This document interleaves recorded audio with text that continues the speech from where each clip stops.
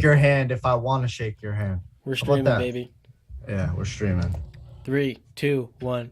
Hello and welcome to episode number 36 of the Wise Guys podcast. I am John Tortorelli with my co-host Brandon Capizzello and Justin Ray.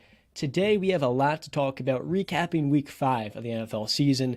This morning, breaking news isn't that surprising. The Panthers are parting ways with Matt Rhule. Baker Mayfield has a high ankle sprain B-cap. It's not looking good. The Cowboys, is this a new year? Are the Rams feeling that Super Bowl hangover? It seems like they are. JReys top 5 NFL teams after week 5, and a Sunday night football reaction. As we're sitting here watching the Raiders beat up on these Chiefs, Justin, how are you feeling? You had this team getting the W today.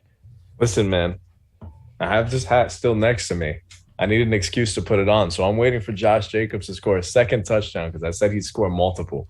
But I'm feeling good, and it's tough to feel completely confident because, you know, the Chiefs can make any lead vanish just like that. But the Raiders are looking good. I'm feeling great today. How are you guys? You weren't here yesterday, were you, when I reacted to the Steelers' loss? No. You know, outside the Steelers just not looking good right now, I'm feeling pretty good. Well, you knew that was coming anyway. You knew it. Oh, he didn't. He should have known, but he doesn't know. B-Cap, how's your week? My football season sucks, but let's get on to it. Let's go. Let's get this over with. Yeah, let's skip the pleasantries and just get into it. So, like I said before, Matt Rhule is a coach that turned around Temple within 3 years. Then goes on to Baylor and does the same exact thing. In the NFL, many fans this year had some little hope that he could do the same thing with Baker, two guys with their backs against the wall, looking to change the narrative around their name, surrounding them. Ultimately, the Panthers are 1-4, and not only that, they've just done a terrible job the last 3 years. The quarterback room has been a constant carousel from Kyle Allen to PJ Walker, and so many guys in between Lane and Baker Mayfield. B-Cap, I know you're not very high in Matt Rhule. You called him, I think, a fraudulent head coach, something along those lines. And Baker now is going to be out for some time. Sam Darnold is still in IR, and according to Rhule last week, is nowhere close to returning. So for Carolina, what is next with no Baker? Well, PJ Walker is going to get the start. I don't think any of us are going to – excuse me. I don't think any of us are going to sit here, or John Standing in his case, and say that we're surprised that Matt Rhule, is been relieved of his duties. Nobody's surprised. I think the most surprising thing is that Ben McAdoo still has a job. And they fired the defensive coordinator, if I'm not mistaken, which is a little insane because the defense has definitely not been the problem this season for the Panthers. The defense has actually played very, very well, which I said that they were going to before the season started. I do want to correct you, John, when you first stated off that there were some people that believed Matt Rhule could help elevate this team with Baker coming in. Nobody thought that. Nobody and their grandmother thought that. The only people that thought that there was going to be provided a spark was because Baker was coming in to the Carolina Panthers. Matt Rhule has been an absolute disappointment. He's a college head coach. He'll probably get a job offer in the next, month or so or a couple weeks from a high-level college, and he'll have a job in no time. But in terms of the Panthers going forward, Baker's going to be out a couple of weeks due to a high ankle sprain. Again, he showed his toughness, and he played the whole second quarter on that, even with that ferocious defensive line from the 49ers and that terrible Panthers O-line. But yeah, they're going to go along with PJ Walker. I don't really see any more success for PJ Walker. What the hell is he going to do? He can move a little bit more than Baker can, but that's not going to really provide you that much. The Panthers are going to be what they are right now. It's not a very good team. Who do they play next week? They got a tough ass. Should they trade Christian McCaffrey if they can get a second or third round, let's say a good third round pick, so midday two? The reports are that the Bills are very interested among other teams, but according to Tom Pelissero, they're not interested. I would look to move CMC right now, given the money he's going to be getting paid, and it's a running back. It's not going to last very long in the NFL. I mean, I wouldn't trade him for a second or third rounder. I'm going for a first rounder. I'm treating Christian McCaffrey like a Devontae Adams. This guy can catch the ball and run the ball in the backfield. We've seen him at his absolute height. He's a 1,000 guy. So I'm not trading him unless it's a first round pick. Other than that, he's going to stay on that team and he's going to provide, ticket sales. People are going to come to watch Christian McCaffrey play football. That's pretty much it. I'm not going to trade him unless I'm getting the highest value for it.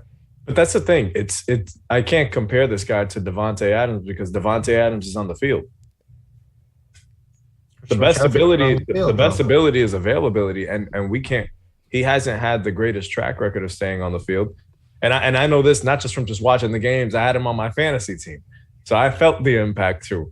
But you can't value this guy as a. I mean, I get it. Okay, if Buffalo, which is the rumor that Buffalo has reached out to the Panthers about trading for him, if Buffalo was willing to trade a first round pick for him, I mean, I feel like they can bite that bullet. But like John said, for a running back who's making a ton of money, who has injury concerns, I don't know if you'd want to part with a big time first round pick.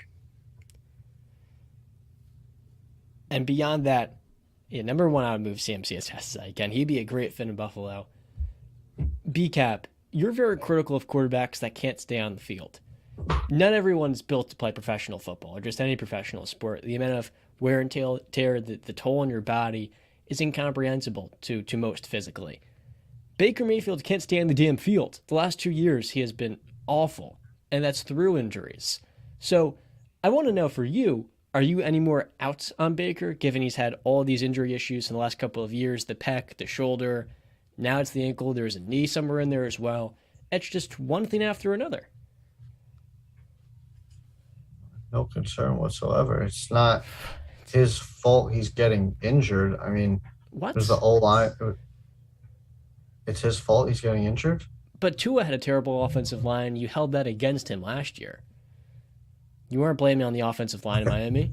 Okay, but Tua's had a history of being injured and not being able to go on the field. Baker played. Baker played the whole season last year. You act like Baker missed time. He played the whole season. He played through an ankle sprain to his team's demise. Okay, but still he played. You're acting like he didn't play. He played through the injury, though. Yes, there's injury concerns, but he's playing through the injury, is what I'm saying. And yes, he didn't play well the last season and this season, but again, the injury to his shoulder was caused by him going for a tackle, and then this one was caused by two linemen basically kind of high-lowing him. It could happen to any player. It's not like it's happening every drive. He's getting up and he's like, grimacing and like that. That's not what's happening right now. It's one thing that's happening. I don't see injury. Daniel Jones is playing through injury and winning games. That's the bottom line.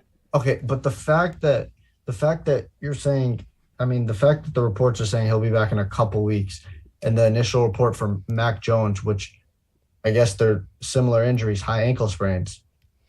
Mac Jones was said to be out like 6 to 8 weeks. Baker's is a couple weeks, his report. Again, goes to the testament of Baker not really being injury prone. He'll be back as fast as he possibly can.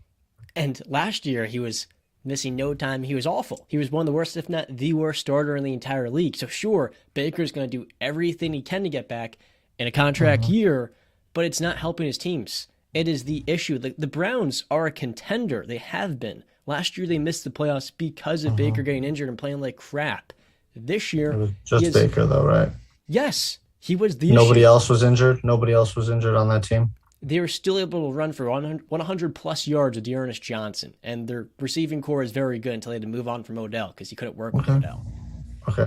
You know, his stock dropped so low in these first 5 games with the Panthers, so much that next season he's a backup. He's a backup, yeah. He's going into free agency just looking for anybody that's willing to take him on to stand behind somebody. You look at He'll be holding a clipboard. Ryan Tannehill. He had an incredible run in 2019, much like Baker did in 2020, when comeback player of the year. Now we're looking at Ryan Tannehill as a low-level bridge quarterback. Daniel Jones right now is winning games. We're looking at him as a bridge quarterback. No, don't say we. Don't group me in we. I never looked at Ryan Tannehill as nothing, and I never look at Daniel Jones as nothing. Like, don't group we. I don't get caught up in these recency biases like you two do. I'm not. Yeah, but even the 2 seasons for Ryan Tannehill were better than anything that Baker's put up. Okay. Is he a better quarterback than Baker? I'd say so. I don't think so. I would say so. I don't think so. Tannehill's steady. I can know what I'm getting from him week to week. With Baker, I have really no idea. That's not true at all. We've seen multiple times Ryan Tannehill fall apart. And yeah, but we know his limitations. We already know that. Okay, but you guys are talking like you know Baker's limitations too. So what are we talking about here? I mean, he's showing us new lows. And what year is Tannehill in again? How many years has he been in the NFL? He's been in the league for a while. A decade? Yeah. How many years has Baker been in the league? 5. All right, then. I mean, I don't think it really proves much what you just said.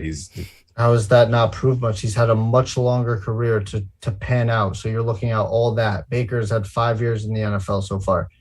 And again, Ryan Tannehill's resurgence was because of what? Ryan Tannehill started playing better, or was it the coaching staff around him?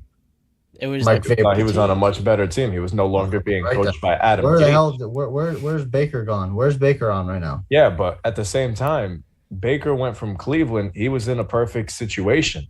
No, stop.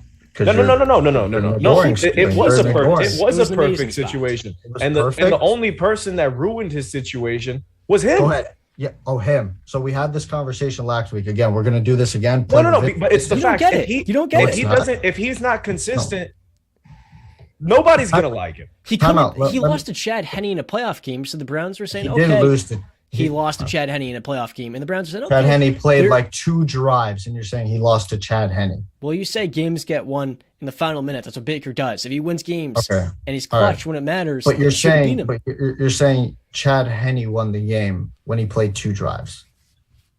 The point being, he could not get it done for the Browns, and he was the limiting factor in that offense. I want to ignore that point. Again, why do I have to keep doing this and bring this up to you guys? Like, you act like you sound like a broken record. We know. No, you guys sound like the broken record because you ignore everything that's happened and just focus on that part. Not every quarterback gets what Baker got. He had the entire 9 yards. But you're going to say, the franchise didn't believe in him. Time out. No, because I'm done with John right now because I understand where John stands. Justin just came out for no reason because last week he was not seeing what John was saying, but now this week he's completely flipped and he's now on. It was completely Baker's fault in Cleveland, and he was. I'm not saying it was completely Baker's fault. You just said that. I literally said that things went south because of him. That's what I'm saying. His personality, his situation was all his doing. So let me ask you this: if he doesn't get injured and they play well, is he gone? Probably not, but I still believe. Are we just gonna ignore the season before that? I've never seen this before. So we had one down year. I don't feel like Cleveland saw after year 2. I'm gonna say after year 2. I think there were legit concerns from Cleveland front office about whether or not this is the guy. And while yes, he put up a great year 3, that was an incredible year 3. It wasn't incredible. It was. Well, I'm saying for the team, good stretch. for the team, it was. The team had a nice season. For him personally, and when you go into year 4, you've already been the 3 interceptions is not great. Listen, he's already been, I guess, a headache to front office. And so you're saying, Brandon, Nick Foles had a season with 27 touchdowns and 2 picks. I don't believe that he has been a headache to the front office. I believe the front office really just. I don't know. Maybe they didn't vibe with his personality, but I feel like they gave up on him way too soon.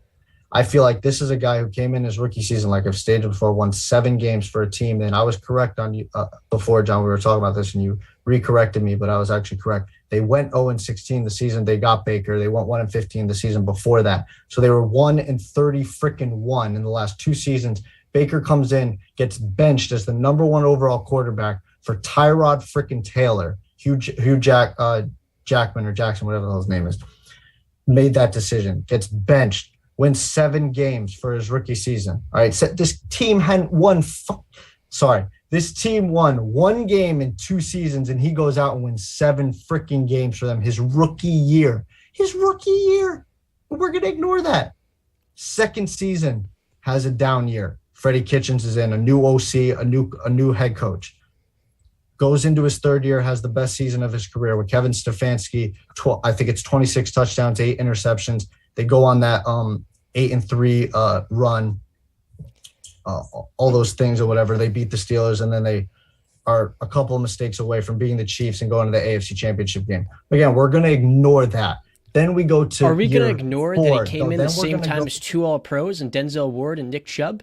That they invested fully in offensive line. I'm pretty sure, John, that you have said you didn't even mention those specifically. things. I'm pretty sure that you have said specifically that quarterbacks need things surrounding them. So now we're going to hold it against Baker that he has people surrounding him. I'm acknowledging the fact he had a great team. No, but I want his second year with that great. Yeah, he had consistency, and he missed the playoffs with consistency. Okay, so I want you to evaluate Josh Allen's first 2 years the same exact way you're evaluating Baker's, because it's the same thing. He had the terrible 2 first seasons. All right, Baker had a much better rookie season than him, and then he gets Stephon Diggs, and you want to discount that. So I want consistency right now. I want consistency. Hold it up. Why is Josh Allen more successful now? Because of Stephon Diggs. You won't hold that against him, but you want to hold the Baker and 2 All-Pros and those guys coming in. Did Baker and Odell connect really well? Actually, I'm sure Baker went on that run, and the Browns went on that one when Odell went down. Is that not a fact?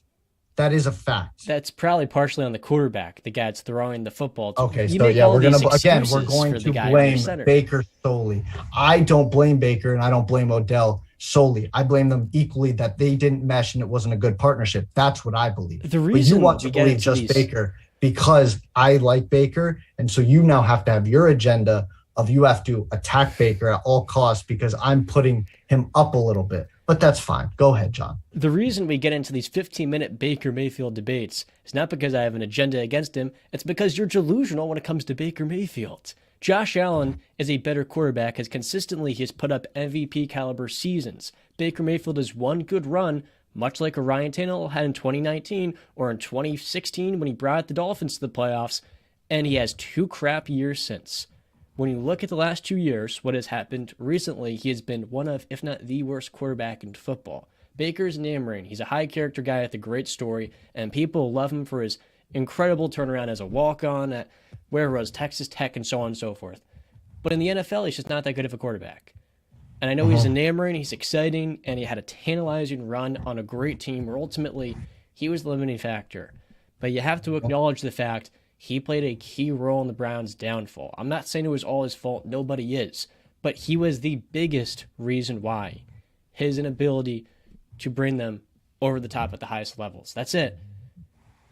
You can swallow your pride. That's all it is. And you say, so we just forget about his rookie season. Oh, we just forget about year 3.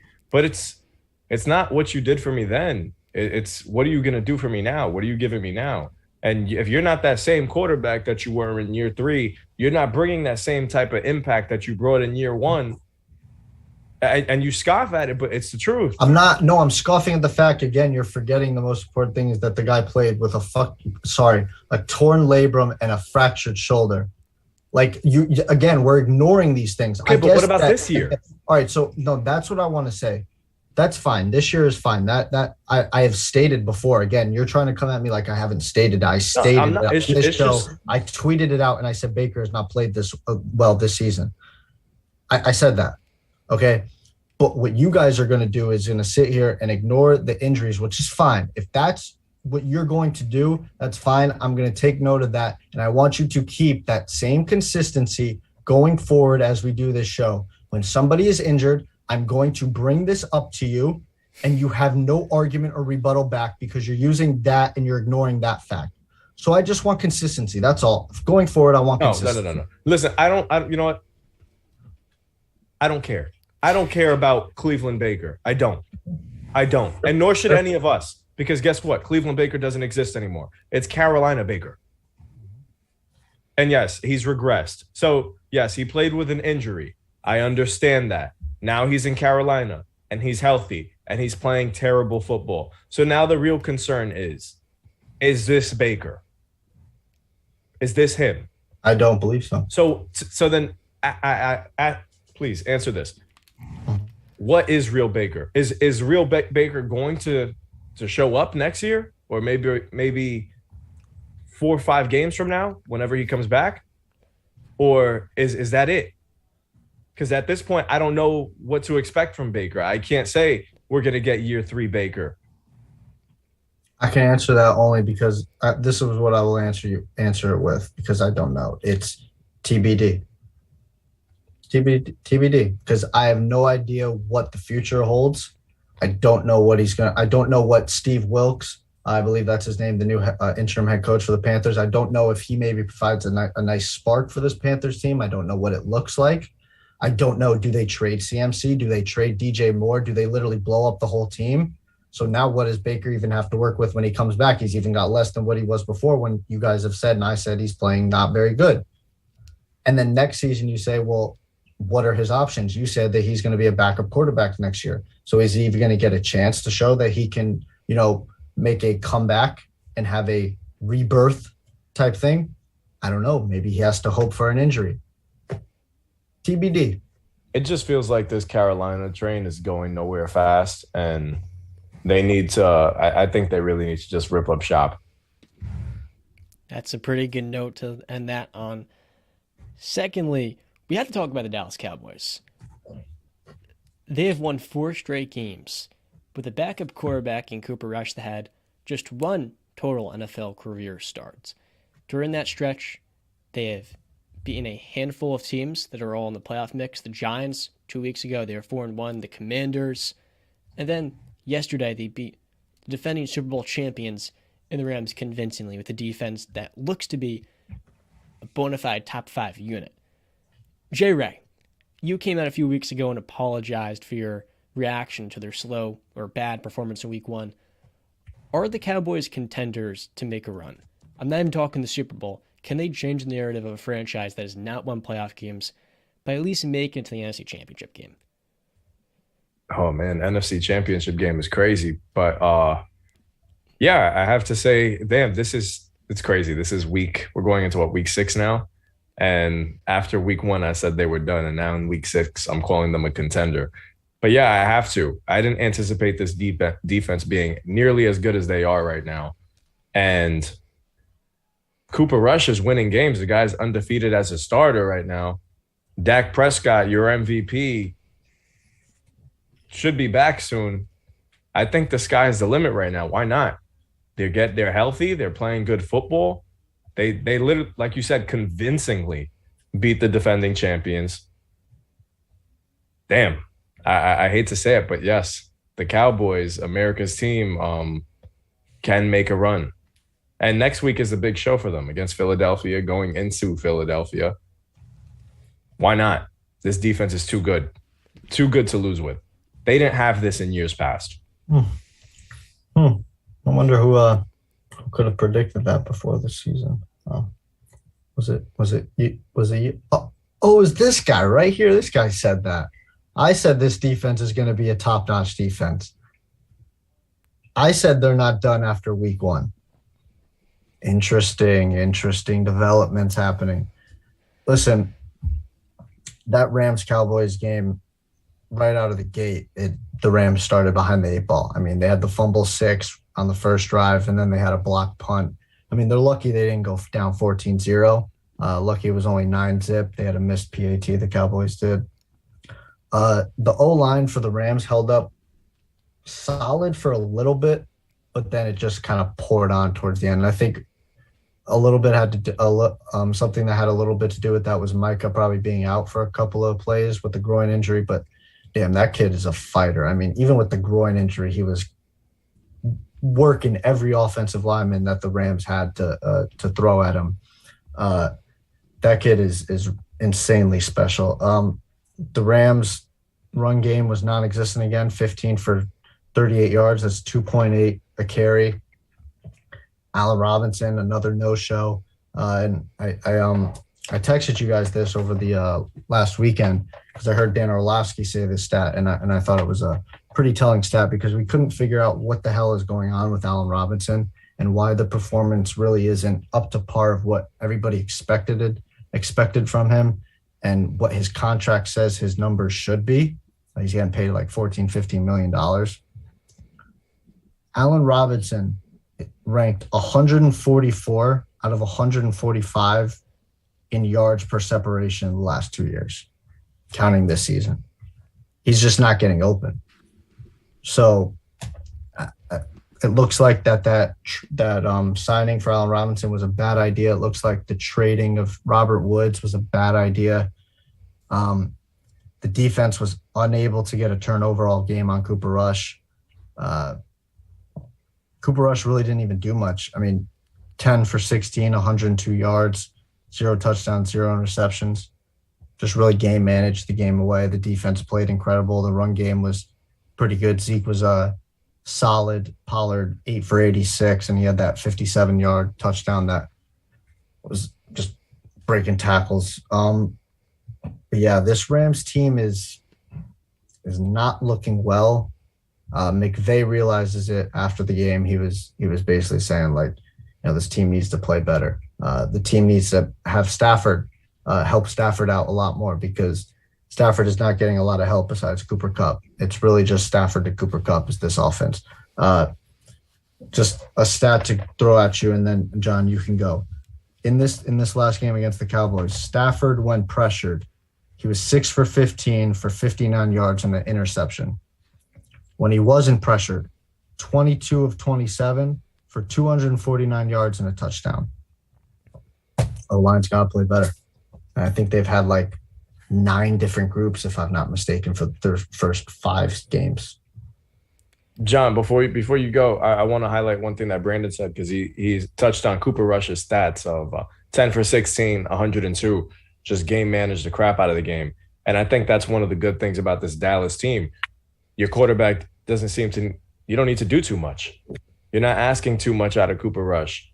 And that's scary because when Dak Prescott comes back and CeeDee Lamb and Michael Gallup and Schultz are getting really involved in the action, they can really take off. I think if they can match their offensive numbers like last year with the defense that they have in place, I think this team might be able to steal this division from Philly. The Cowboys aren't contenders. They just aren't. You look at their matchups, their wins. The Rams, the Giants, the Bengals. All of those teams have been tremendous matchups for their defense. Or better yet, they've played a team in Cincinnati who has a poor, inadequate offense with bad play calling. They haven't actually beaten a Philadelphia, a San Francisco, a Tampa Bay. Against Tampa with Dak Prescott, they look dead in the water. There's no denying this Cowboys defense is the best unit they've had in quite some time. But when we're looking at true contenders, the groups that can take you to the highest of highs in playoffs, Tennessee, they made a crazy run, but they have Mike Vrabel, Coach of the Year. I'm not putting my money in Dak Prescott coming off of injury and Mike McCarthy. Now, kudos to Mike. He currently is firmly into the Coach of the Year discussion because of the fact he's won 4 straight with a backup quarterback. But this Dallas team has to prove it to us. They have to show us. Last year, they lost to a game manager in Jimmy Garoppolo, and this team is not better than what it was in years past. Some players have developed, some players have gone, and ultimately, Dak Prescott is going to come back from injury and probably be a little bit rusty early on initially. And there's still a lot left to be seen because they haven't played Philadelphia in either of those 2 matchups, and out of all the teams that they've beaten thus far, none of them were impressive groups. Like I said before, Philadelphia's 5-0 right now. I think next week they're going to beat the Giants by 2, or they're going to beat the Cowboys by 2 scores. All right, see, this is where I got to stop you. What the hell are you talking about, dude? Are the Philadelphia Eagles contenders, John? Yeah. Okay. Absolutely. That offensive line is one of the best in football. Stop. I asked you a simple yes or no question. No need to elaborate because your argument is dog crap at best. You just sat here and said that the Cowboys' strength of schedule is the reason why they're not contenders. I give you the Philadelphia Eagles schedule. They played the Lions, who have one of the worst defenses in the NFL. They played the Minnesota Vikings with Kirk Cousins in prime time, and we all know Kirk Cousins in primetime games is absolute ass. They played the Commanders, who have been terrible this season. They played the Jacksonville Jaguars, and then they played the Arizona Cardinals.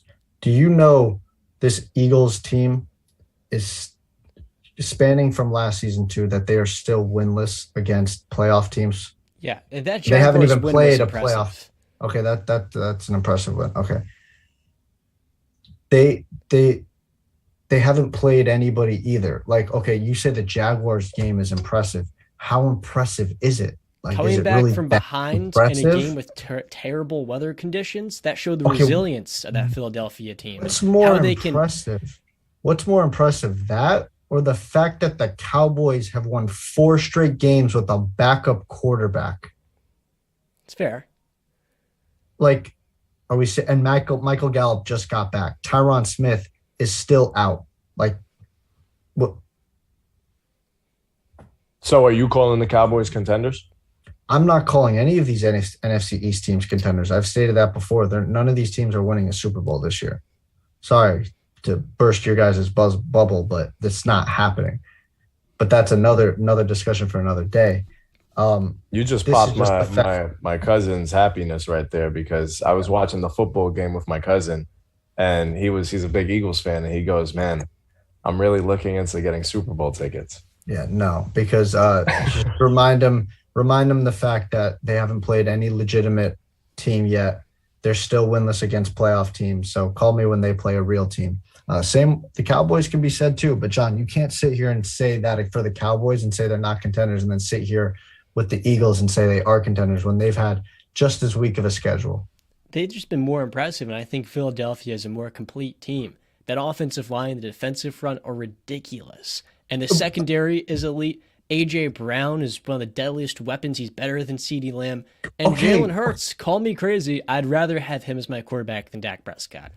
Yeah, I'm taking him over Dak. But even this, you got to ask yourself, who is elite in the NFC? San Francisco. East or NFC? In the NFC.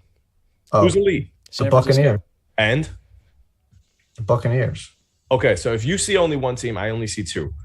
I see the Buccaneers and the 49ers as the top dogs in the NFC. Now, I really don't think the Eagles are that far behind. Mm-hmm. I think the Eagles are better than the Bucs. No, I think the one thing that's going to draw them back is Jalen Hurts. So if you see only one elite team in the NFC, who's number 2? Yeah, it's a dogfight for number 2. That's why I have the Eagles, right? Because Minnesota's frauds. Yeah, don't bring the Minnesota Vikings up when we're talking about these type of teams.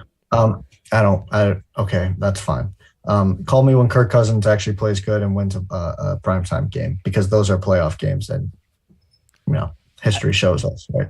I do want to say, a contender can be a team that makes it to a conference championship. You don't have to go to the Super Bowl to be a contender. If the Bengals last year lost to the Chiefs in the AFC Championship, we'd still be calling them contenders. I'm judging Super Bowl. Judging Super Bowl. But if you're a game away from the Super Bowl, to me, anything can happen in one game. You're just a contender. A contender is one that's in position, and that very much is in position. Okay. But let me defend the Birds real quick, because I really think that you're disrespecting the talent that they have around them. When you got Slay and Bradbury back there on defense, the DBs are no joke. Me? Yeah, the Eagles are elite. What did I say about their position players that is not good? No, I'm not talking about the position players. I'm just trying to point to you that they can be contenders with the team that they have. You don't have to explain to me. I know that they have a very good team. My major drawback was Jalen Hurts as their quarterback, being a consistent passer for 17 full weeks and going into the playoffs. And what does he look like now? That's fine. It's week 6 going into week 6. What teams have they really played? That's okay. Regardless of the team, he's playing like an MVP. Okay, that's fine. We've seen that before. We'll see if he keeps it going. That's what I just tried to say before you cut me off. Again, I'm getting cut off as I'm saying you just cut me off. I said I need to see it through a 17-week schedule into the playoffs, and he has yet to beat a playoff team. Call me when that happens. It's not even the MVP candidacy. but it's Jalen Hurts' attitude, his approach, the mindset he comes in week to week with. That's what makes me have a full vote of confidence in him sustaining this, because that kid is an absolute workhorse. Yep, I never said that. Never said that. I believe that 100%. I agree with your sentiments right there. I said consistent as a passer. That is my drawback. That's it. Nothing about his intangibles. I believe in his intangibles. I believe all that. I believe he's a winner. I believe he's a leader. My drawback is consistent passer, especially against elite defenses and elite teams. Okay. Nothing That's more. a fair concern. That's a fair concern. It is. That is a fair concern. You're totally justified. I think I'm more the reactionary type, not over exceedingly, and you are the one who wants to wait. Yes. We'll see. You guys both are. But the guy's progressed since he's been in the league every single time. So, I mean, he's on the clipboard 2 years ago. Exactly. He's bringing a clear spark to the Philadelphia team. Obviously, John, you said it. He's a leader. I can't see this team has just as much talent as the Bucs. Yeah, but they don't have Tom Brady under center. Yeah. That's the problem. How much longer are we going to be able to say that as the veto? What the hell are you talking about? How long? As long as Tom Brady still has 7 championships to his name, I'm going to say that. That's why, because his history speaks for it, that he's going to be there. And yes, are you asking me, do I trust Tom Brady over Jalen Hurts late in games? You're goddamn right I am. Threw 1 touchdown against the Falcons. Congratulations, Justin. I cannot believe you as the I'm trolling you, bro. I am trolling you. You took a shot. But my point is, first off, and I've said it, the Bucs haven't looked nearly as great as they should be. So just saying, and I think every team in the NFC is beatable, even the Bucs. There is no team that absolutely scares me in the NFC. Any team is beatable in the whole NFL. But it's who do you have most faith in? And I'm going to take the guy who's done it for 20 plus years and at a high level, the highest level. Talking trophies, JReys, it's about darn time you give us your top 5 teams in the NFL. I have to note, while we're live, the Chiefs, they're marching down the field, but they're down 20-10 against McDaniels and the Raiders. So we'll take that into account. Chiefs are probably going to lose this game. Well, I shouldn't say probably. It's just the start of the season. You just jinxed it now. Now the Raiders are about to get smoked. Yeah. Do we have my previous top 5? John, did you see my text? No, I didn't. We'll move on. Justin, hit us with it. All right. I wish I had some ESPN music playing in the background because Brandon wants it. There we go. You going to give it? I literally just blanked on the ESPN sound. All right. For number 1, I think this is obvious, clear as day. They just beat the living daylights out of John's Pittsburgh Steelers. You got to go with Buffalo. And if you are we starting? Are we starting number 5 or 1? 1 to 5. Okay, we're starting 1 to 5. 1 to 5. Thanks for the build-up, Justin. Okay. Yeah, no problem. Yeah. But yeah, so they just beat the daylights out of the Pittsburgh Steelers. They're world beaters. They proved Brandon wrong, and they won a 1-possession game the other day against the Ravens. Josh Allen is literally the best quarterback in football. I will say that. I will die on that hill. He is the best quarterback in football today. Gabriel Davis is kicking it on. Torch the Steelers. Stephon Diggs is Stephon Diggs. Once the running game gets going, there's no telling. This team should be locks for the AFC title game. And if they don't get there, it'll be a massive failure. Plus, you're playing with probably a top 5 defense as well. This team is scary. Josh Allen is probably playing the best football in his life right now. And that's saying a lot after the last 2 seasons. How can he get better? I didn't even think it was possible, but he is. For number 2, I got the team playing right now, the Kansas City Chiefs. And even though they're down 20-10, whether they lose this game or not, I still view them at number 2. Andy Reid is the head coach. Patrick Mahomes is still Patrick Mahomes, and they just always find ways to win. You can't, John said before this, when they were down 14-10, before we recorded, he was like, Justin, are you feeling confident? And I was like, yeah. But at the same time, in the beginning of the show, I said, the Chiefs can make any lead just disappear with a snap of a finger. So the Chiefs are my number 2. I wouldn't be surprised if it's those two teams right there in the AFC title game for another playoff rematch. Everybody would die to see it, and they play next week. At number 3, we just touched on them. I got the Philadelphia Eagles. I don't think there's a lot of teams out there playing better football than they are. The only undefeated team left in the NFL today, and they're just playing good football. They were down against the Jaguars. They made an epic comeback. And they showed the world that, hey, even when we're down, we're still in a game. They beat the Arizona Cardinals, which is a guarantee. And I've said it before on this show. You got to beat the teams that are below you. If you start losing games to those teams, that's when it's a problem. So the Eagles are doing just that. They have a big divisional game this week against the Cowboys, and I think they take that too. I think the Eagles keep on rolling. I have them at number 3. At number 4, I got to go with Tom Brady and the Bucs. Because any team with Tom Brady under center, you just can't doubt them. They're rolling. Threw for over 300-plus yards last week. While, yes, I got on him for just 1 touchdown pass. But they're winning. Mike Evans is healthy. And has there ever been a more underrated receiver than Mike Evans? This guy consistently goes out there. He's a future Hall of Famer, and nobody gives him enough attention. The Bucs are legit. And if they're healthy, they'll go a long way. And number 5. They're still there. I will not take them out because I believe in the San Francisco 49ers. I believe in them. Jimmy G is my guy. The guy wins football games. And guess what? He's the starter. And what have they done? Win. Just win. Besides that ugly game against the Broncos, they just win football when he's under center. And they absolutely dominated the Panthers. That's a given. But the week before that, him going out there, still getting used to everything, not really having much of an offseason with the 49ers and beating the Rams, he just really showed you guys that this team is legit with him there. They don't need another guy. Jimmy G is their guy. Next week, they got the Falcons and then a big show with the Chiefs. I got the 49ers number 5, and who knows? Maybe they'll be number 3 at some point. Any objections? I thought it was a tremendous list, Justin. Thank you, sir. JRey kicked that one strong. Mm-hmm. I mean, due to the fact that like every team has been, it's kind of reminiscent of last year where every team has like this major fatal flaw and they've all had these crappy performances already. I guess it's a good list, but kind of by default because does the Green Bay Packers look good? No. The Cowboys don't have their starting quarterback. The Chargers have been injury ravished, and Brandon Staley's still the head coach. Cincinnati still hasn't figured out the offensive line. Baltimore blowing 2 major comebacks. Tua is out for Miami.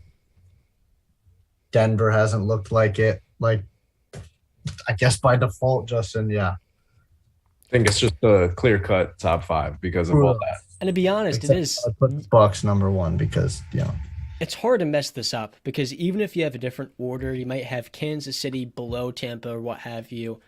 At the end of the day, outside the top 5, what team? The Rams, the Bengals, the Vikings, none of them are jumping ahead of San Francisco or Philadelphia with the level they're playing right now. So I feel like I will say, if I can make any note, I would have San Francisco above the Buccaneers and have the Bucs at 5.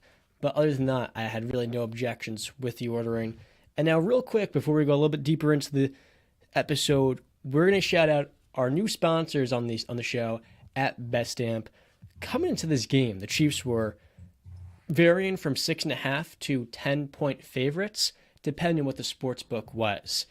And that's the unique thing about BetStamp. There are a variety of sports books out there, and when you're doing anything, whether it's sports betting or just playing the sport itself, you want to be the best at it. You want to maximize your profit, and you want to get just the most out of your time. And with BetStamp, you have, especially with someone that likes visuals, all of those sports books in one place. All you have to do is just download the BetStamp app and use our referral code at WiseGuys. That's WISEGUYS. And you can see their entire catalog of the best odds from all over the sports betting market. And most of all, you get to educate yourself on something that's going to make you money. So I'm a big fan of BetStamp. Anything else before we move further on? That's it. All good. No more objections with Justin's list outside Tampa being too low? No, I can't really.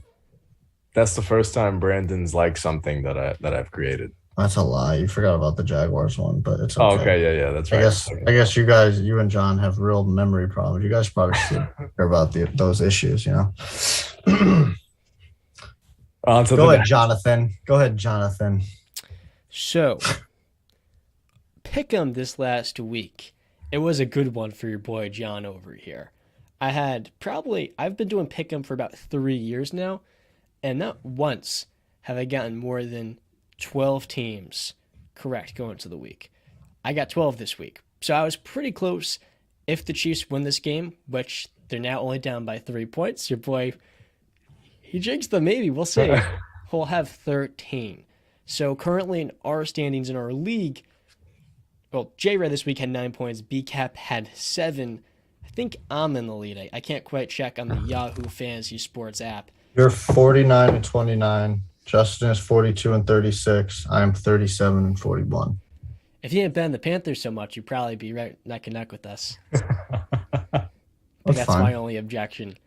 And this last week for us, we had a crazy upset in the NFL that I predicted and JReys predicted. Well, JReys on bet. The thing was, JReys had the Giants winning, but he didn't actually go in and put his bet where his mouth was on the Yahoo Sports app by having the Giants beating the Green Bay Packers.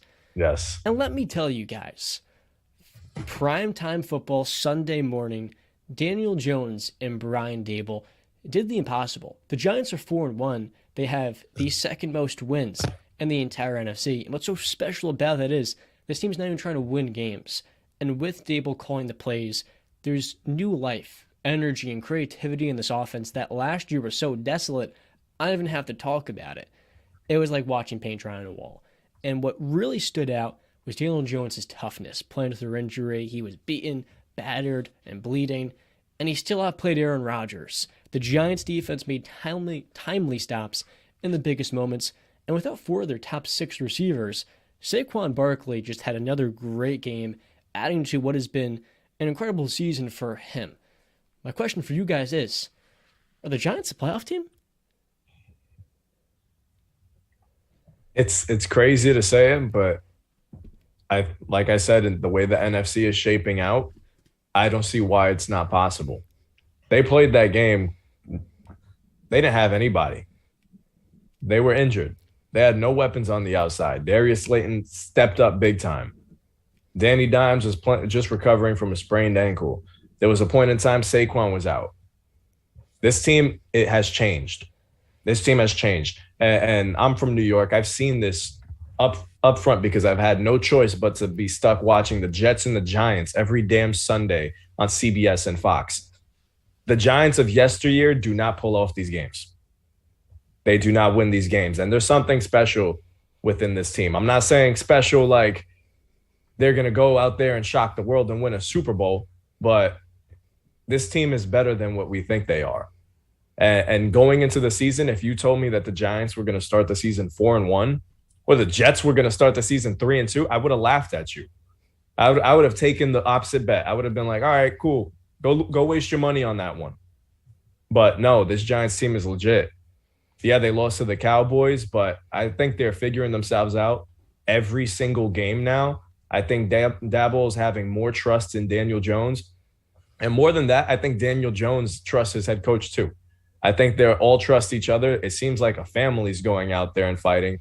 I remember in week 1 when they scored a touchdown, seeing them react when Shepard and Saquon Barkley went over to the sideline to hug Dabo.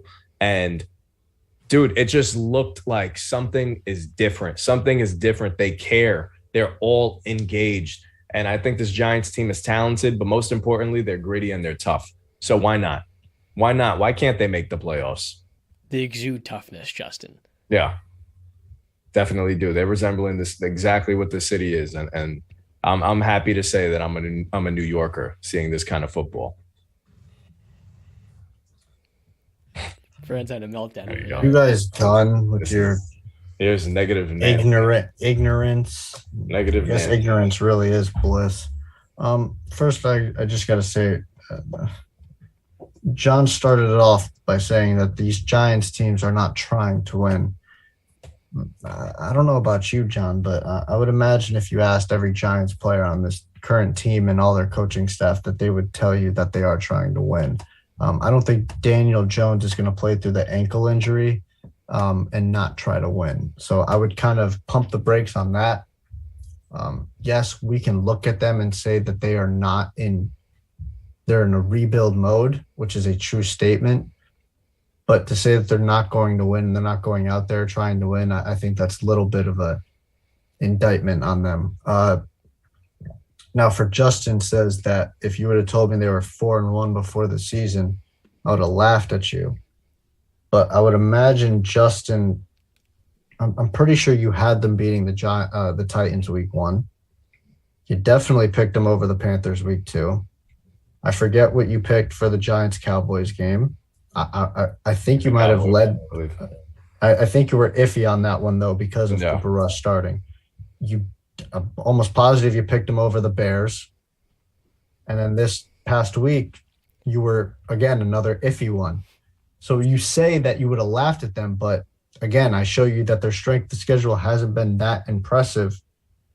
So this whole NFC East is getting an easy slate of games this season. I think this season is going to be a very outlier for these teams. Like, there's a legitimate chance that the Eagles can win their first 10, 11 games and be 11-10-0. And it's simply because they've got great matchups and they're playing not very good teams. I'm not going to overblow this Giants team. Daboll is doing a very good job. He's probably the lead for coach of the year so far. But yeah, what am I supposed to do? Am I supposed to sit here and now say, okay, I'm going to ignore the past 3 seasons or 4 seasons of Daniel Jones before and say, this is the guy? Well, I don't think anybody is going into this saying this is the guy, not even myself. Okay. No, not even myself. It's funny. So a buddy of ours, JQ, to the people watching, had texted us and he was like, listen, I don't know what the future holds for Daniel Jones, but one thing I do know is this guy goes out there and lays it all on the line. Mm-hmm. And he does. Mm-hmm. So I can't say this guy is going to be the future of this team. I think we can all agree he's probably not. But just got to tip your cap because the guy's tough as nails. He's going out there just playing winning football right now. Daniel Jones gets his 5th-year option declined. And for him in the NFL, it's survival mode. He no longer was a commitment to the Giants, team that had spent the 6th overall pick on this guy just 3.5 years ago. Ultimately, what we're seeing from Daniel Jones is a quarterback that was a good prospect, but he wasn't great. He wasn't 6th overall pick, New York franchise quarterback material. But now you put in place a very good offense with the proper scheme and a great young head coach that has lit a fire under him, much like he has other quarterbacks in his past as a coach all over the NFL and collegiate ranks. And you're saying, this is what Daniel Jones really is. We can't evaluate him on the years with Jason Garrett and an inadequate roster around him where he was playing through injuries. This Giant team, yes, they're trying to win games, but they're in rebuilding mode. They're looking to get a top 10 pick or maybe move up for a top 10 pick to get themselves a franchise guy in the draft. Daniel Jones is playing his way into a new team, like the Panthers maybe. He's a Carolina or he's a Charlotte kid, and the Panthers, with a new head coach, start to invest more into that offensive line along with Ike Mekwonu at left tackle.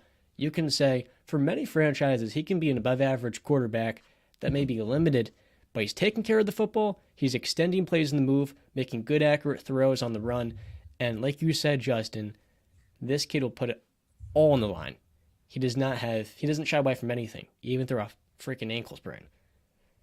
Yeah, absolutely. And by the way, Brandon, I know you said, why would I laugh at somebody if I've been picking them all these weeks? After week 1, I picked them as just an upset. And then watching them in that game, I was like, oh my gosh, maybe this team is actually, something's changing. So that's why I've been rolling with the Giants week to week. It's not because I had this ultimate undying faith in them in the beginning of the season. Mm-hmm. And by the way, my pick 'em got freaking screwed thanks to your boy Russell Wilson not throwing to a wide open wide receiver over there for the game-winning touchdown. He had it. Pisses me off. 0 in on one side the whole way. Didn't even look. Mm-hmm. for another read. Mm-hmm. Unbelievable. I should be doing better in this pick 'em. Let's ride with a Sunday Night Football recap. Brandon asked us last night, Justin Tucker, the greatest or best kicker of all time? I said, yeah, just like a fool. I barely saw Adam Vinatieri play. And number one, the Bengals starting 2-3 have a coach in Zach Taylor who is one of, if not the worst play caller in football. I have never seen a guy come in and basically try to replicate other offenses without the structure to build a good one. What great head coaches do with Jamar Chase, T. Higgins, Tyler Boyd in the slot, Joe Mixon, is elevate them. They make those guys hit another level. Last year, it wasn't dynamic schematics. It was just Joe Burrow throwing that thing up to Jamar Chase, who made crazy, ridiculous plays.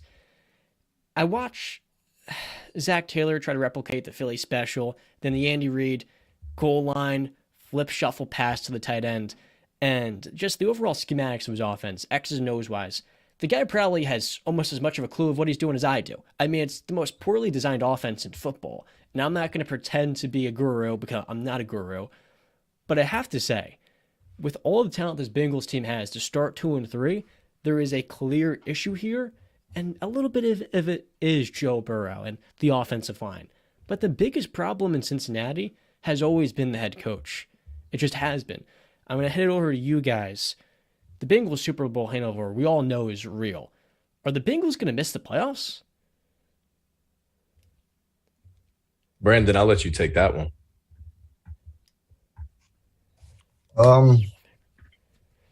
Well, again, when I look at the landscape of the AFC, they've got a lot of work to do. One thing I will say about the Bengals, this last game, their offense was just in the second half, 3 drives, 2 of them ended in 0 points. Zach Taylor, you got to take the field goal. You got to take the points late in games when the points are there. It goes back to the Ravens-Bills game. You just got to take the points when they're there. But one thing that's very a major positive for this Bengals team, their defense in second halves for this season have allowed 0 points. Or 0 touchdowns, 0 touchdowns. So that's elite type stuff right there from the Bengals. That's winning football. The thing that they have to correct is this offensive line problem. And like John said, Zach Taylor, I do think that, and I said this before on the show, the finger will be pointed at him because they have the talent on the paper, and for some reason it's not happening on the field. And I feel bad for Joe Burrow because it's just he's getting beat up and torn to shreds. The offense doesn't look the same as it did last year. I mean, Jamar Chase, where are you? Can we find you? I don't know. You know, it's not looking good. I think that they can sneak into the. I'll say they're still a playoff team. I won't go that far out. They're a playoff team still, though.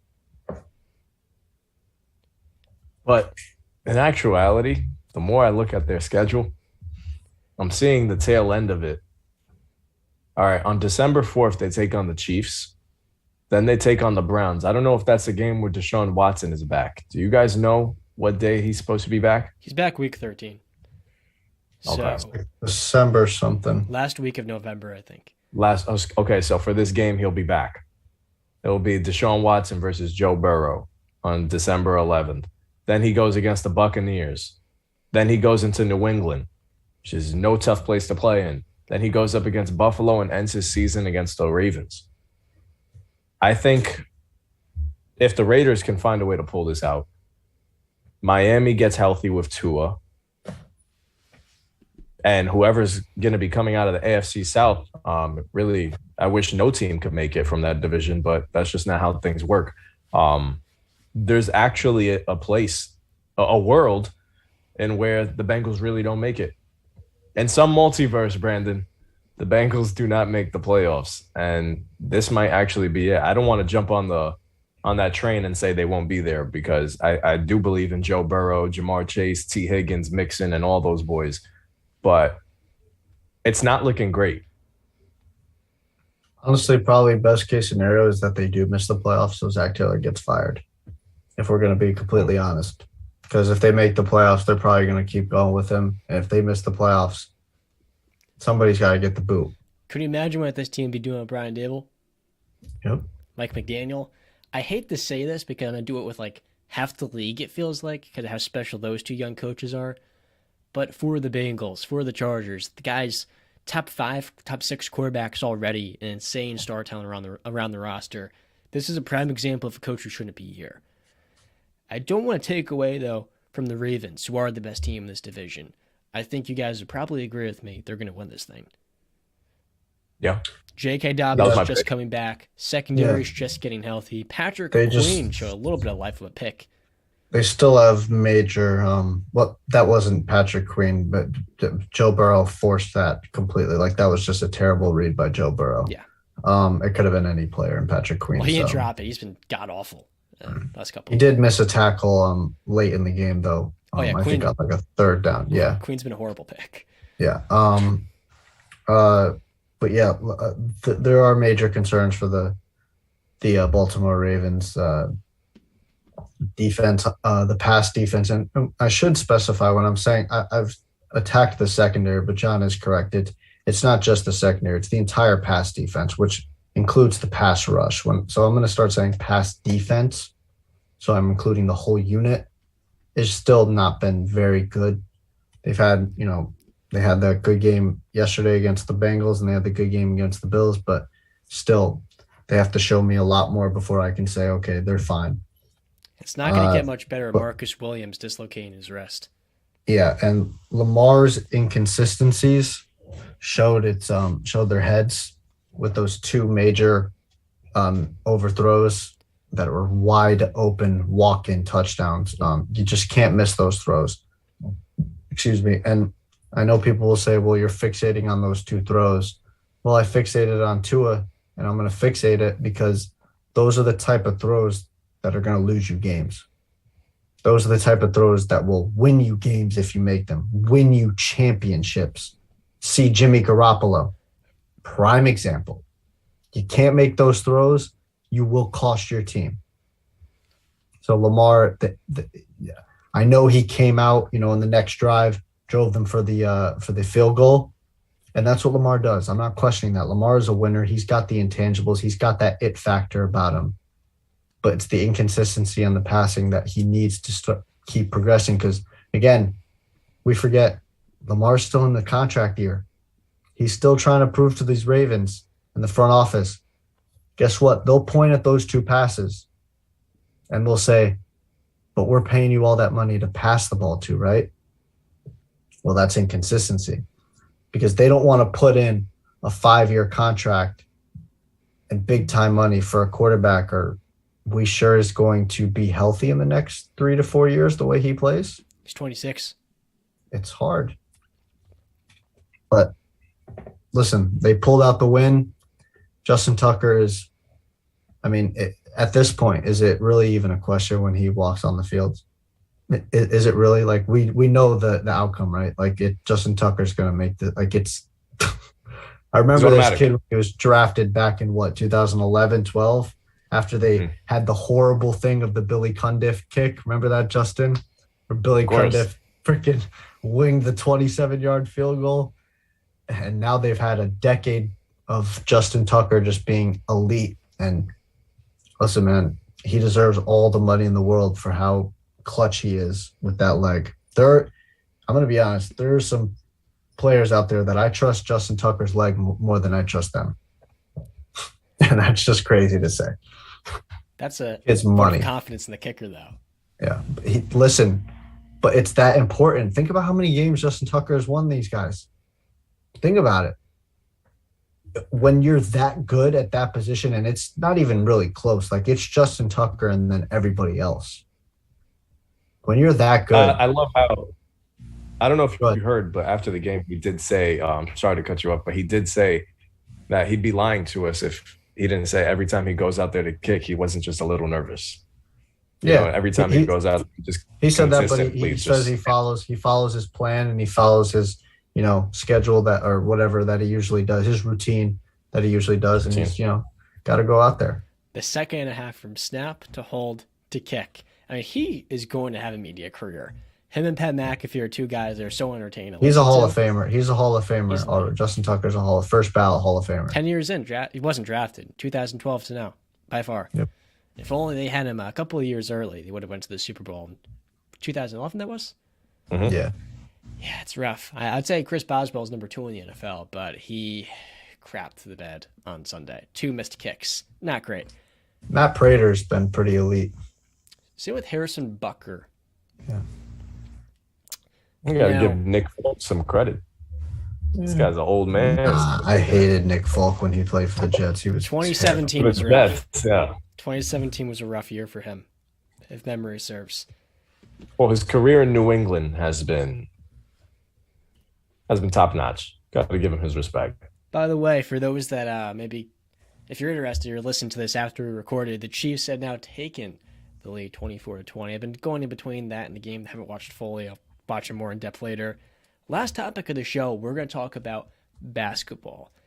Draymond Green, I don't know if we mentioned this in our most recent NBA episode, knocked out Jordan Poole in practice. Maybe we don't know if he knocked him out, but I wouldn't say the report said that he wasn't hurt by the punch, but I think we can all agree Draymond Green's intentions were to sit him down, knock Jordan Poole out. Yeah, Draymond is the most self-centered person in the organization. And every step of the way where the Warriors have failed, 2016, his suspension in the finals, 2018, gets into the argument with Kevin Durant, calls him a certain word, and from that point on, there was a crack in the Warriors' armor.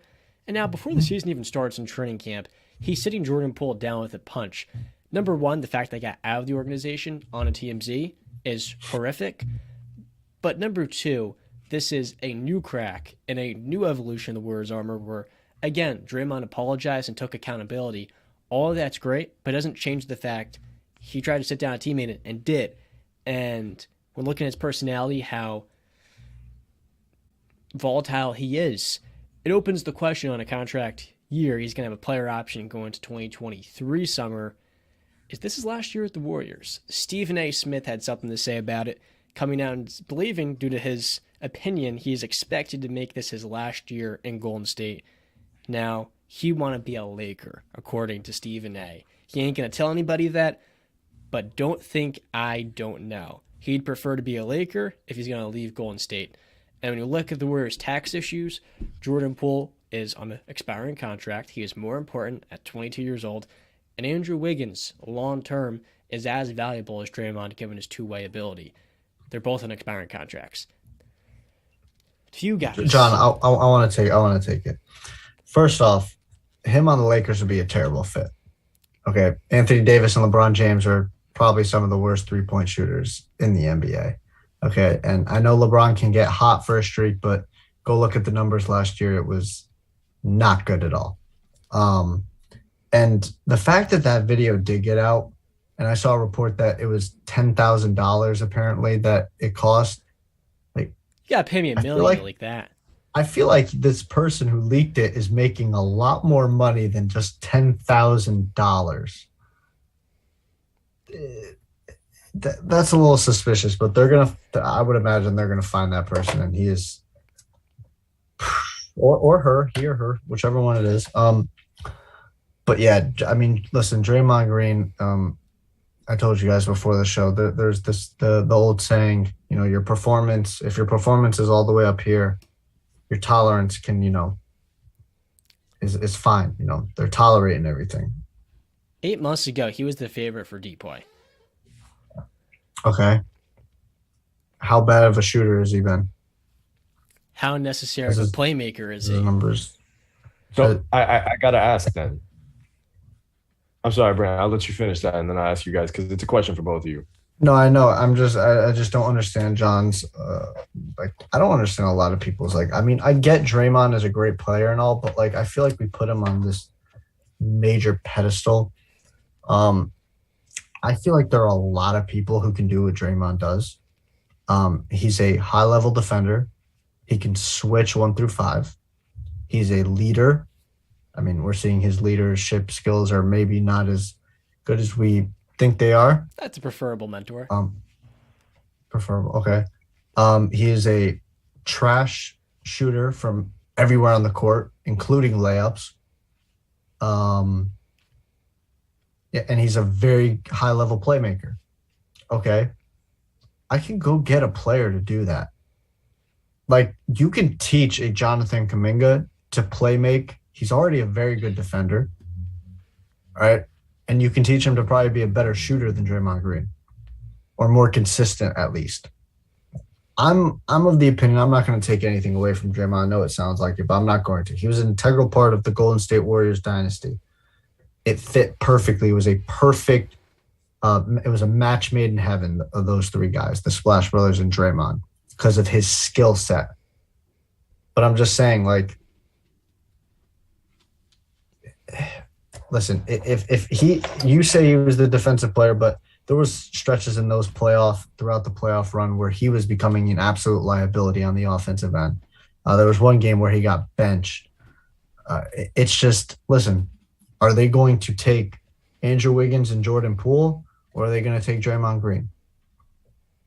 I think the answer is pretty, obvious. And Andrew Wiggins was big time for them in that playoff run, especially that finals.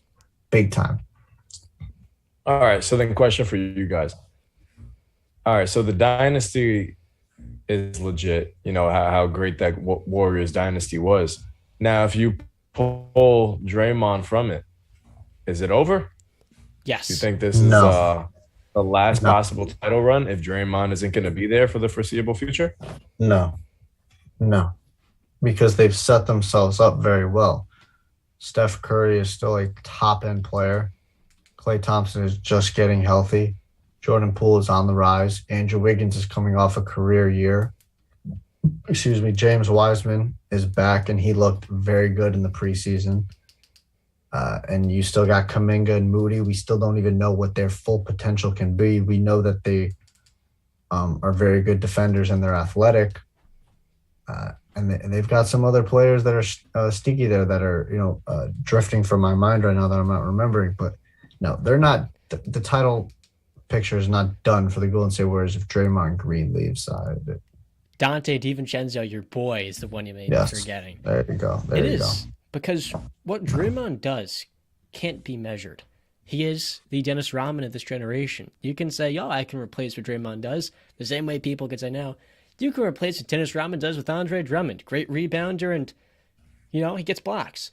Ultimately, there is no replacing the effect on both ends that Draymond provides, because while Draymond can't shoot the ball in basketball, passing is more vital than shooting.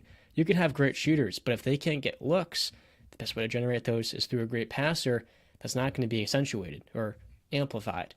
You can have a poor shooter and a very good passer, but if that poor shooter is getting the open looks, he's going to generate more consistent volume.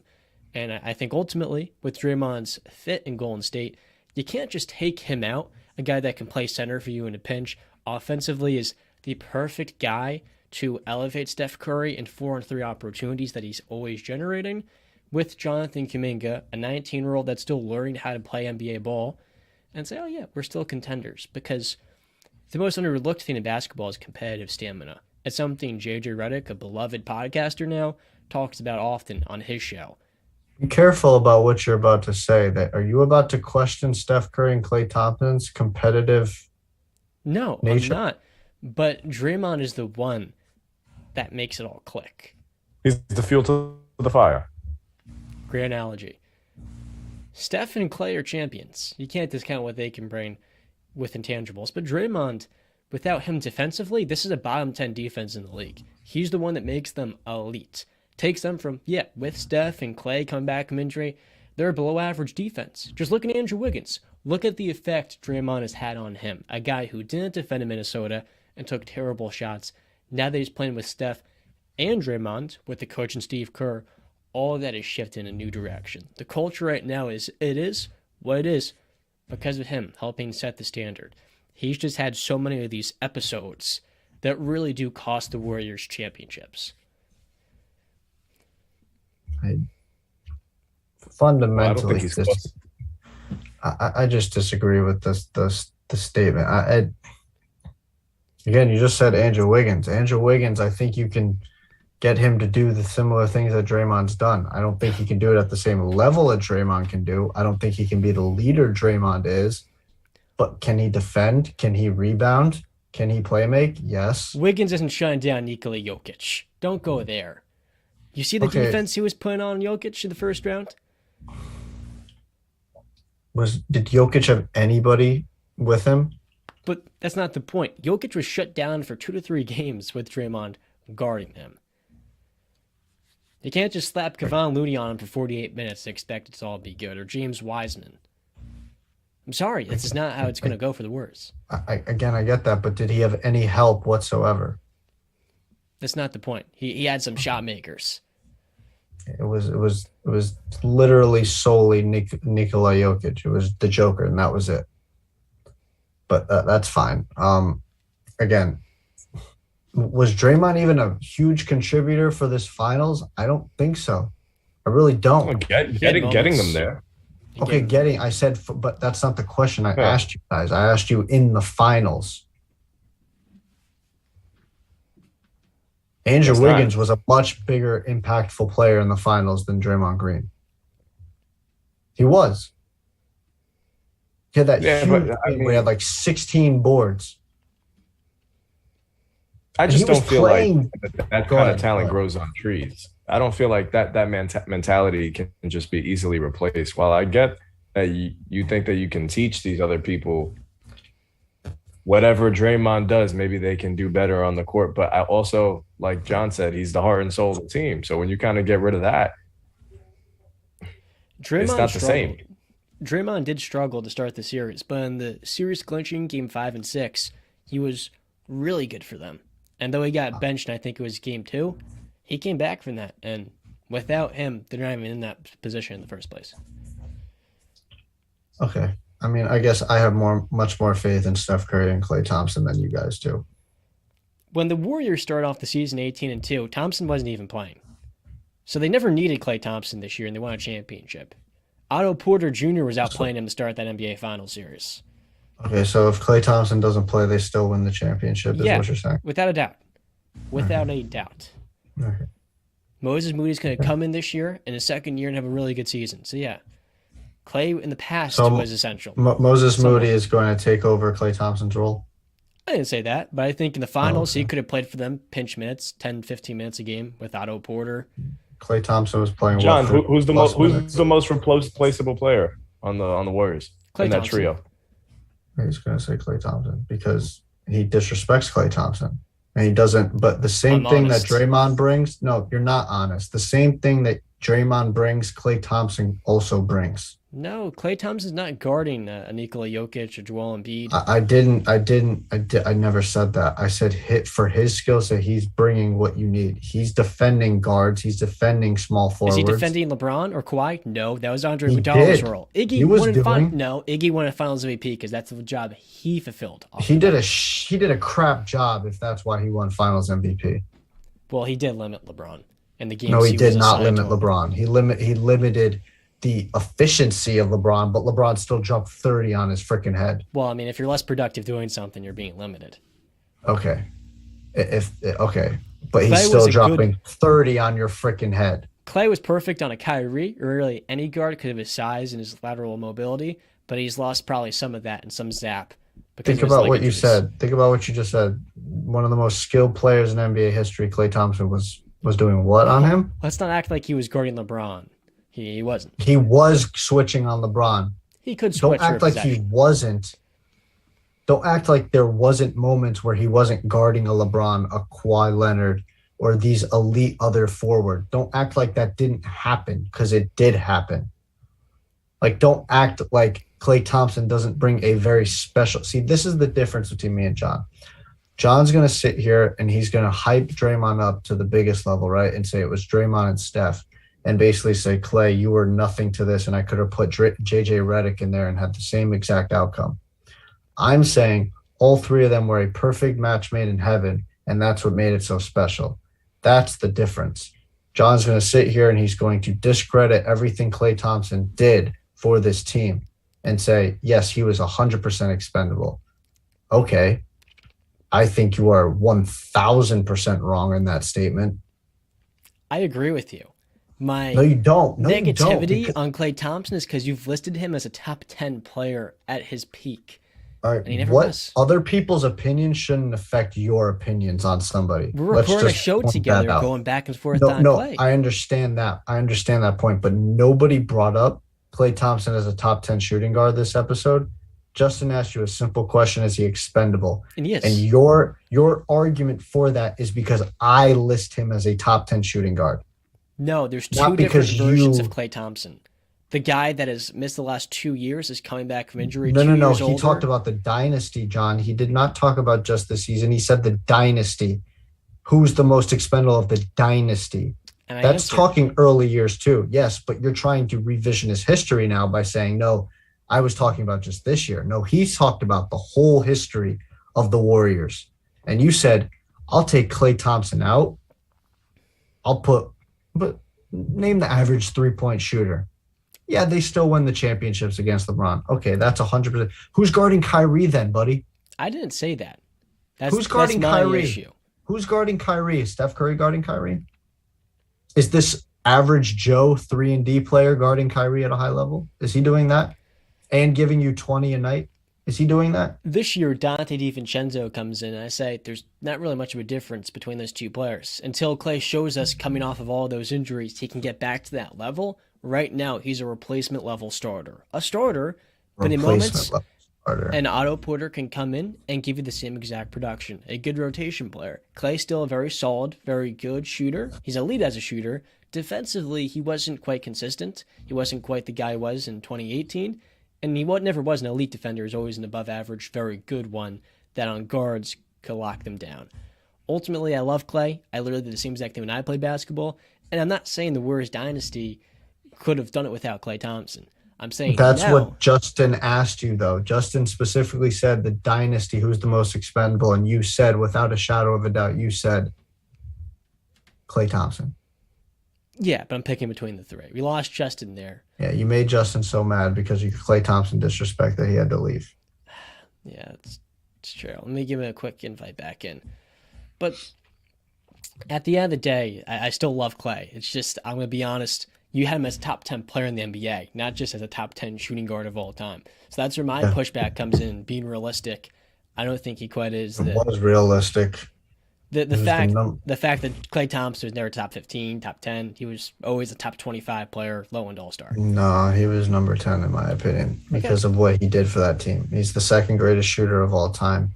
He was one of the best two-way players in the NBA in his absolute peak and prime. Like, and the fact that you draw back on the fact that he's guarding guards at an elite level but not guarding forwards is a little bit. That's where the money's made. That's the guys that Kyrie's not winning a championship. Kyrie's getting swept in the first round. LeBron is taking a team to the finals. Those are the elite matchups if you're a truly top of the line defender. Andrew Wiggins is taking that now. Wasn't Kyrie the one who made the shot?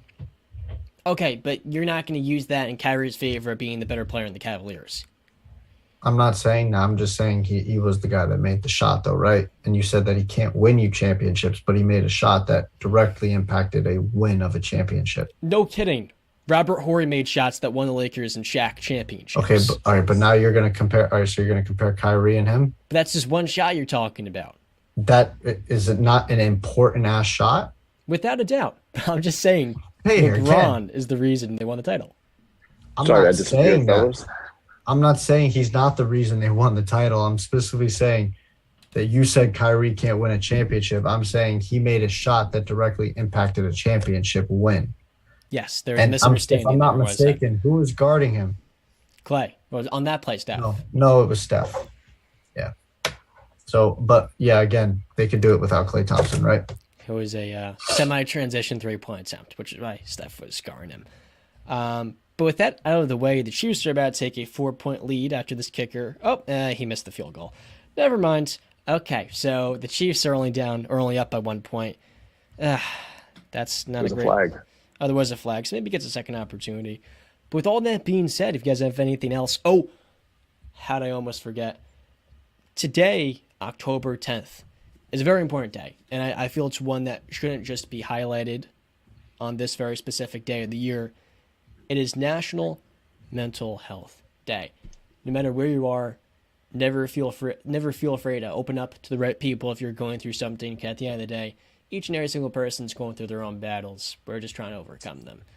But if you guys have anything else, especially on that note, be sure to drop it in, and we'll head out of here. We've touched on that before, I believe, when we were talking about, I forgot, was it John Wall that opened up about some of the struggles that he had. So just to reiterate the comments that I had then, as a man, we're supposed to be macho. Don't be afraid to talk to anybody. We're human too. So go seek help if you need it. Go talk to the person that you love most if you need it. Don't be hesitant. Well, that's all I got. Sentiments. Speak up. With all that being said, thank you so much for staying to the very end of this episode with us. That was episode number 36. And be sure to check out BetStamp. The link is in the description. And as always, fellas, stay classy, guys.